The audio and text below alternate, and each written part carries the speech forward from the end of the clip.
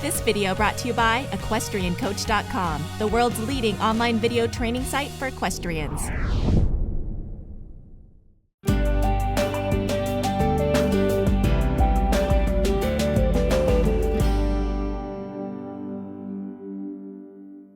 Hi, I'm Bernie Traurig, and welcome to EquestrianCoach.com. Today I'd like to share with you my philosophy and recommendations on proper bitting. These recommendations are based on many years in the tack and many experiences with thousands of horses and the insights and knowledge I've gained from those experiences. It's personal, and we all have our preferences on bridles and bitting and which bit do we want. You can always tell when you look in somebody's tack room which bit they prefer. You see a tack room with this on the wall, you know there's a lot of training going on. All too often I see too many of these on the walls in tack rooms. Today I'm not going to address all of the bits that are available for you to use. That's not possible. But I will address some of them and some of my favorites and the different categories of bits according to me, my own personal categories of bits. We all have our favorites. Certainly gag snaffles are a favorite of some folks. Conrad Homfeld, for example, was an artist with this bit. And it worked for him, where somebody else might be the razor in the monkey's hand. So we all have our personal favorites, and how we use them is most important. First thing I think about when I have a horse that's not happy in the mouth is his teeth. And to some degree you can feel the edges of the mouth, and we can all do that, but you do need a dentist to really assess the mouth and do it correctly. Also, TMJ awareness, temporomandibular joint dysfunction. Dr. Heather Mack has a great topic on that on our site. You can find it under horsemanship, and that's something that we've had great success with, having that assessed. Another consideration, of course, is a proper training program. That's essential. We have many good books on that topic, and some of them are recommended on our site. And of course, we've addressed that visually in our fundamentals of flat work in 3 parts: basic, intermediate, and advanced. Train the horse in the mildest bit possible for that horse. Horses are different, and they react differently to different bridles. The horse has to be really comfortable in his mouth with the right bit without pain. There's so many bits to choose from, so many normal bits. We don't know which bit is going to work. So choose one that's a classically mild bit and start with a baseline before you jump into something strong. You know, so often in clinics I encounter horses that are painful in the mouth, and you ask a rider to canter and halt and back up, and instantly you see a violent shaking of the head, reaction from the horse, discomfort. You can't ride a horse that's painful, and so many bits inflict pain. It's not possible to train a horse properly that can't accept contact and normal pressure on the mouth. So that's something really to assess and read the horse. When you get reactions like that from pressure in his mouth, downsize to a mild bit. Drop right down to a simple rubber snaffle. Start with a rubber D and move up from there. I'll give you an example. Last week in a clinic in the Midwest, I had a horse being ridden by a girl that's 17 in a ball bit. It wasn't a loose ring, it was a ball bit Pelham. Had a long shank on it, and it was quite strong. And she was having trouble herself. She's a high intermediate, low advanced rider. She was having trouble herself trying to train the horse with the exercises we were asking. I got on the horse, strong in the mouth. Trainer said to me, "We've tried every bit possible and nothing works." And I thought about this for a while. I was a little bit puzzled where to go with this. And I said, "Tell you what, let's try this." I went right down to the basement. This is the basement. Plain rubber D. Put that in his mouth. You know what? From the first walk steps, the horse relaxed. And I thought, well, this can't be that easy. Picked up a canter, 2 fingers. Stop, back up, jump the lines, add the stride, whatever I want, 2 fingers. Put the girl on, same thing. A miracle. A D rubber snaffle. You know why? He was comfortable in the mouth. He loved it. They'd never tried that bit, and he loved it. And I said, you know, if you go to the horse show and you need to move up, maybe try a short-shanked, jointed rubber pelham, if you feel you need more bit in the ring. This bit for her and that horse as a combination was a miracle. She had great success already the next week at the show in the equitation division. Experimentation is important. That was a guess. Sometimes you get lucky the first time, sometimes it takes you weeks. Sometimes you never find it, but don't be afraid. Horse might like this loose string snaffle, maybe in a different metal. This happens to be it's not exactly a stainless. I don't know what it is. It's a little bit off color. It's hard to say. Here's another brass. Some people feel with different metals other than stainless that some of them they won't take hold of as much, some they will take hold of. Personally, I haven't experimented with too many different metals. I love stainless, nice heavy stainless, not the hollow type. I think it's pretty loose. Hollow is pretty light in their mouth. I think they play with it too much. It's just something substantial, and you must experiment and see what your horse likes. Maybe he likes this thin D. This is rather a thin D. We have fatter Ds, and we have very fat Ds. Every horse is different. You won't know until you try it and read your horse. How does he like it? He will tell you. Another thing to consider is, remember, we're about obedience to our hand. We want horses responsive in their mouth to come back to us. Slow down, shorten their stride, and basic obedience. Every horse doesn't love flexion, and be careful of the ones that are painful of flexion. Know those horses that it actually hurts them. Avoid asking for too much pole flexion on those horses that are painful. Proper fitting is important. Whatever bit you're using in a horse, it has to be comfortable in their mouth. They really can't, you don't want them to feel pain. They need a certain comfort level.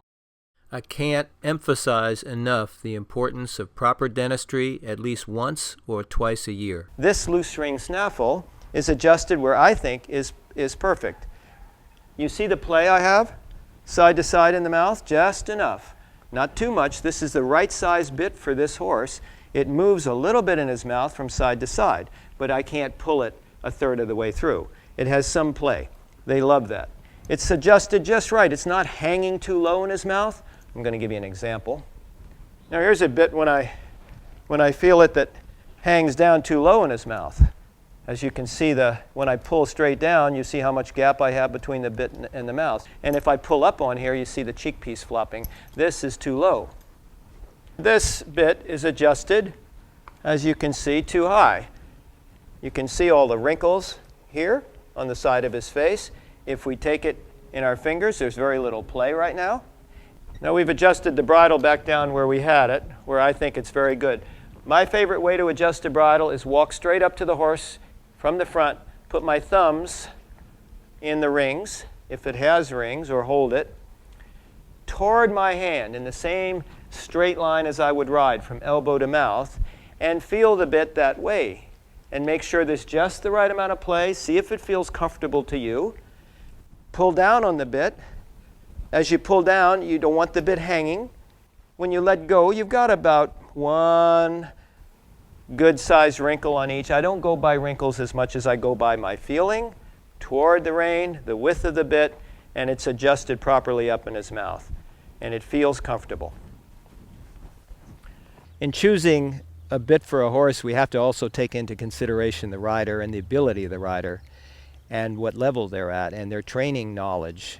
And before you go to something like this, or like this for training, or like this for training, I prefer to teach the rider how to train properly and work with them to get them more stable in the tack, show them the proper techniques, make a better rider, and you'll make a better product.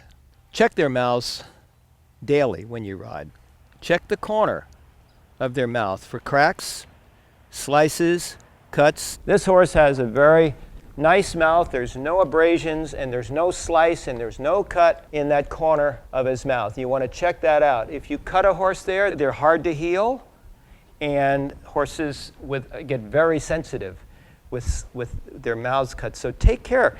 Check your bit out. You can't cut a horse and train a horse. You never want to cut a horse. You get a cut in the mouth, they're really hard to heal. They're forever cut, unless you give it a long time and go with some really mild bits. So when you get a cut, if you get a cut, great big old fat egg butt snaffle like this will help heal the mouth. Seal Tex. This Seal Tex you can buy in the tack shop and wrap the bit in a little bit of Seal Tex. Sometimes helps heal the mouth as well. If you have a severe cut and you can give them a little time off and just use a hackamore, I think you have a better chance of healing that cut with no bit in their mouth. As soon as it heals fairly decently, go to a wide, fat snaffle and don't put anything sharp in their mouth ever again.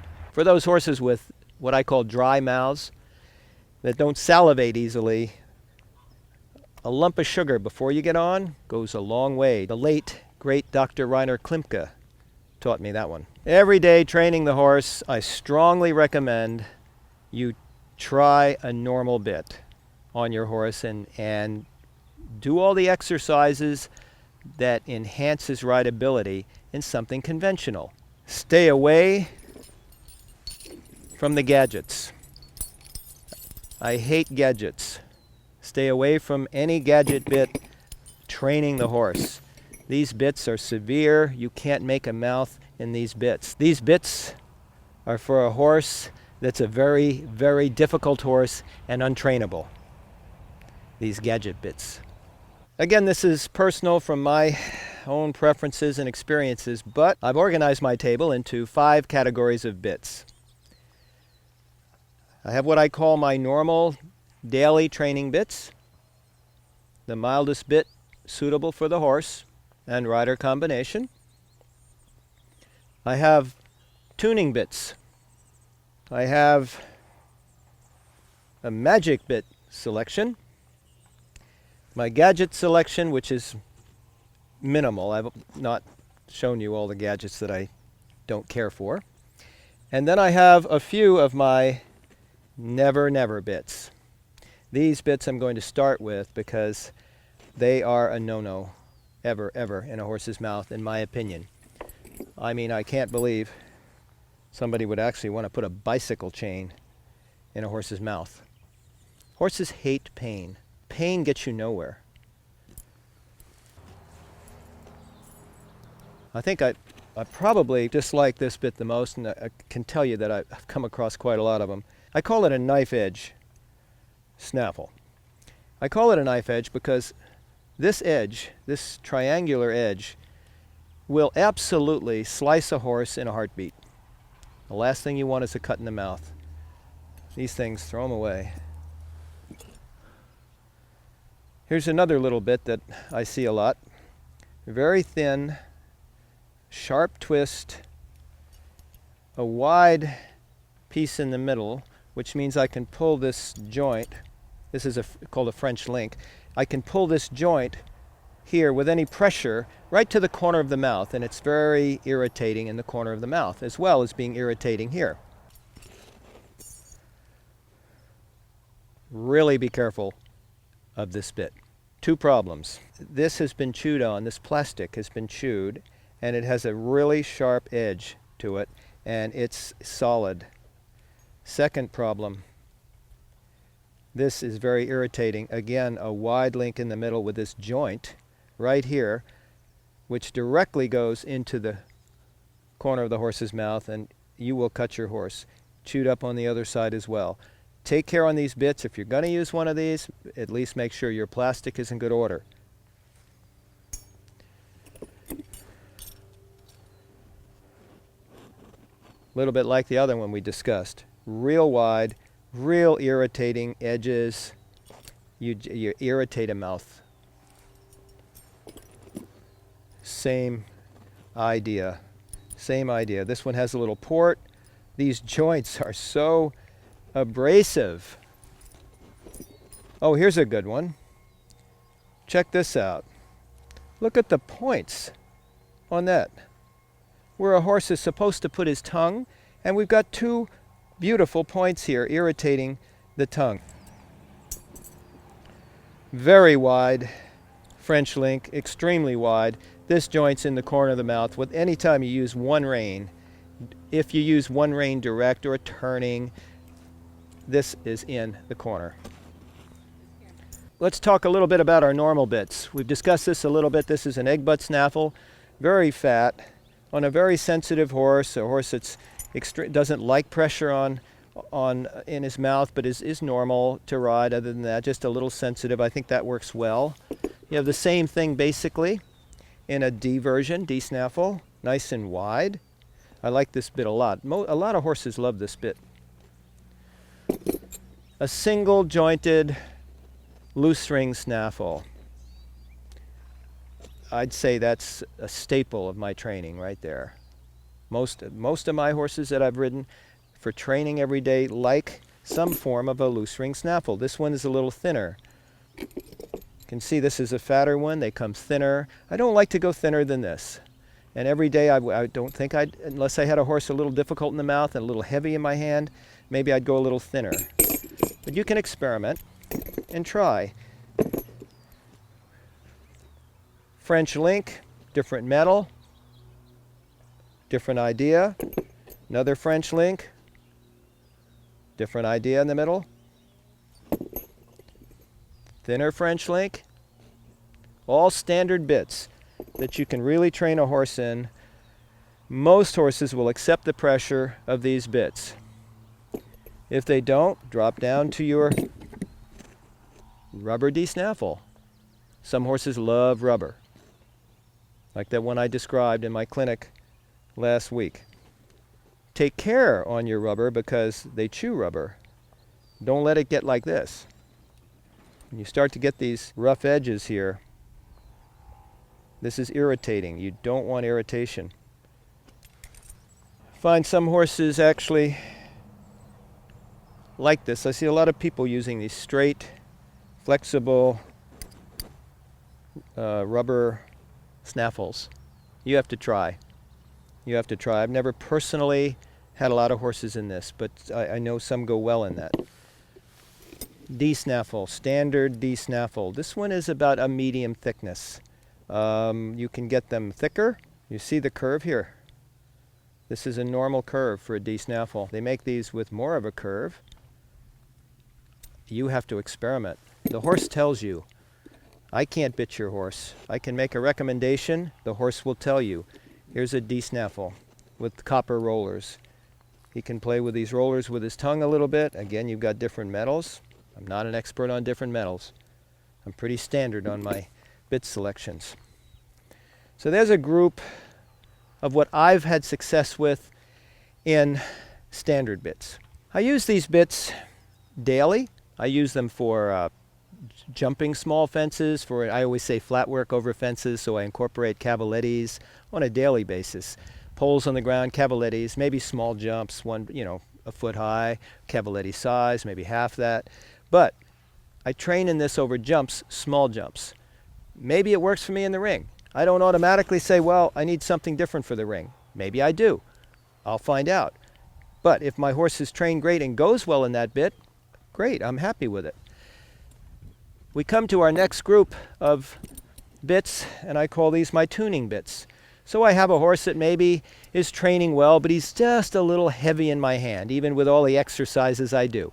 And I'm finding he's a little heavy. So this is a twisted D-snaffle, but it's very smooth, extremely smooth here. It's very smooth compared to this full cheek twisted snaffle, which has quite a sharp edge to it. This edge with pressure will cut a horse. It's painful. Even if it doesn't cut him, it inflicts pain. It's too sharp. Now, a lot of people use them, and okay, if they have a rider that's, so light with their contact, or they don't prefer contact, they won't cut them. They won't cut them. But I don't teach riding without contact. I don't teach riding with super light contact. I can't train a horse that way. I train with normal contact. This is painful. So watch the edge. I love this for my tuning bit, but my preference is one, and I don't have one, with a little fatter. Twice that fat with a smooth twist. Same idea. I don't care if it's a loose ring or a D. Fatter, smooth twist is really my favorite. This gets a little irritating because of the size, the circumference of this. So I would try to find a fatter one with a very smooth edge. Once in a while, possibly, if you have one that's really a little strong and you might want to go to something with an edge one day, don't cut them, one day, and alternate. Alternate with your favorite bit, tuning bit. Alternate maybe on your horse that's a little strong. Sometimes, maybe once or twice a week, should do it, just to tune the mouth a little bit, sensitize it a little bit more. Now we've come to our magic bit selection. Here we have a group of bits that I've been successful with in the ring, with some of them, on different horses. And I've seen other horses successful with these. There's many, many more. I don't have a collection that's more than this. So we'll talk about the ones I have and the ones I've been selecting. What is a magic bit? For me, the horse is trained properly, and then possibly it's not enough for the show ring, and we have to find just that right bit that horse goes in the show ring well. So I described before, we had a horse, loved a rubber snaffle, D, but needed a little more in the ring, so to be consistent, we went to this. My daughter's horse, Roger, that, loved this. Same thing, longer shank. To use a curb chain and get a little bit of leverage on the rubber. Take care on your curb chains. Some folks wrap them in tape. It's not my favorite. Some wrap them in seal text, which I like better. This is softer leverage against their jawbone. Hard rubber pelham, long shank. This is actually the bit that I think contributed to maybe Forever's success with me. One of my best Grand Prix horses, a difficult horse, very strong. I rode him in all of these normal bits to train him, and finally discovered that this bit for the show ring was just the right touch. I had a horse 2 weeks ago in Northern California in a clinic for the 4th time. Very strong horse. Girl's a good rider, but he just overpowers her. And I just grabbed a pelham. It was a little bit thinner in circumference than this, and it was a miracle on this horse. It couldn't be better. 2 fingers, perfect in every way, just a guess.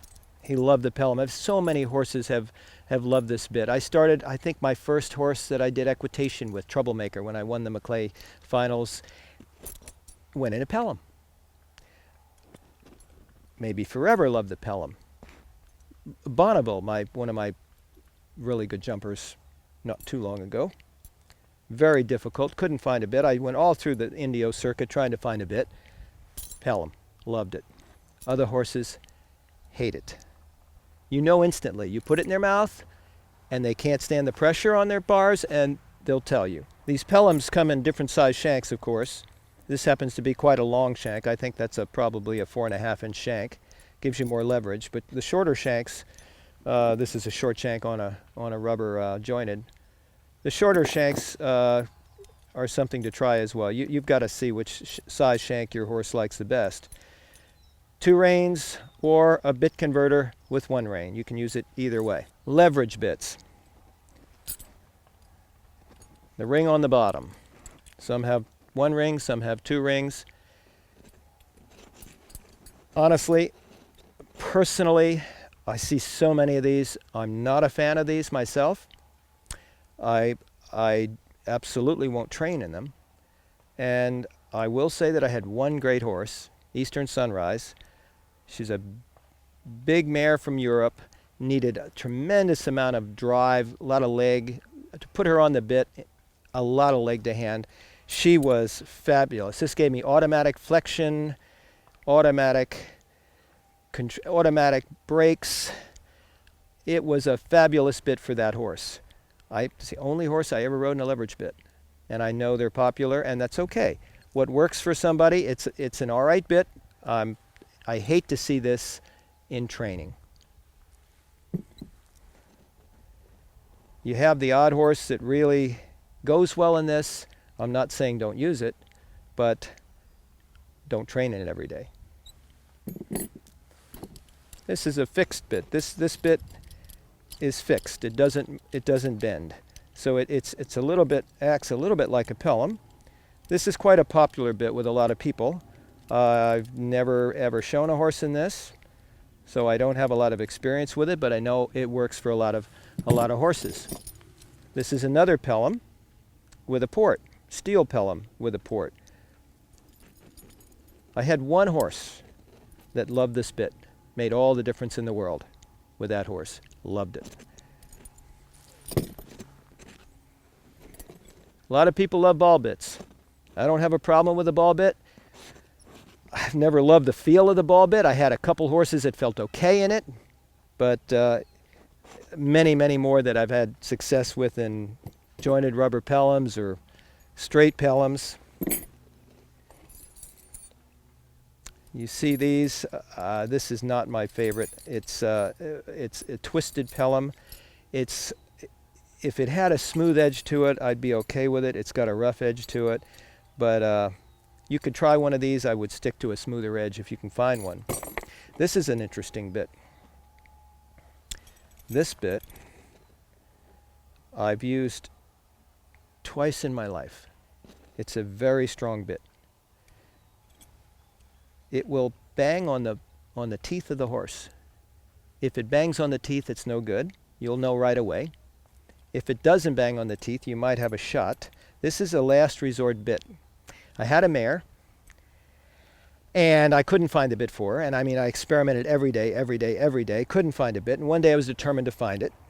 So 3 hours later, changing bits, I had a big trunk of bits. She was mad. I was irritated. And I picked this bit, the last one in 3 hours. Miracle. Super. It was a big mare from Switzerland, very tough, very strong. It worked wonderful. Now you take a fella like Conrad Homfeld, who's an artist, fabulous artist, with his hands. He loved gags. This happens to be a gag snaffle with it's a ball gag. You find these in rubber, you find them in normal snaffles, you find them in all sorts of configurations. I've had one horse in my life that I rode in a gag, Corsair, one jumper that was quite strong, and he actually went very well in a gag. 1 rein for the first round, 2 reins for the jump off, and he loved it. But I'm not a fan of gags. Some people are great with them. I've personally never gotten into a lot of gags. This bit is a double wire snaffle. It looks very severe, and it is a strong bit. But it actually is a bit that was used, I've used it quite a bit early on in my life, and I know a lot of people will use it in the ring. And it actually has worked on a few horses. It's not an everyday thing. Very interesting bit. Corkscrew. In a clinic, I give them a shot. I see a corkscrew and I know what's going to happen. I say, how does your horse like it? They said, oh, I think he likes it fine. I said, we'll see. And pretty soon we have this. It's pain. This is pain. I'm absolutely sure of it. It's pain. If you put pressure on the mouth as we train, it's very painful. Take this out. I put a mild bit in there or a different type of a smooth twist. Beautiful results every time. It hasn't failed me yet. So I'm not in love with a corkscrew. Here we have a bit and hackamore combination. It's called a hack-a-bit. There's some horses I see in these. I've never had any luck with them myself, but I have seen some horses go quite well in them. These are the magic bits that I have. One horse, love this hackamore. It's very soft on the nose, but it has a lot of leverage, and He just hated a bit in his mouth. If you've got one that you can't find a bit that's absolutely going to have a problem with it, don't be afraid to try a hackamore. There's a lot of hackamores out there to choose from. I'm not a hackamore expert. I have had one horse go really well in it. And if you have a cut mouth, like I said before, it's great for healing the mouth. Choosing the proper bit, it's about experimentation and a lot about feeling. You have to read your horse, how he's reacting. Your feeling of how he reacts to contact and pressure in his mouth is key. If you don't have the experience and you try another bit, put your trainer on, put somebody on who has more experience and let them experiment a little bit with it too, because people that have the feeling and the knowledge can tell you right away whether they think that's a great bit or not, rather than you going months and months and experimenting on your own. But it is an experimental process. My advice is start with the mildest bit you can, learn how to train a horse, and think a lot about making him comfortable in the mouth.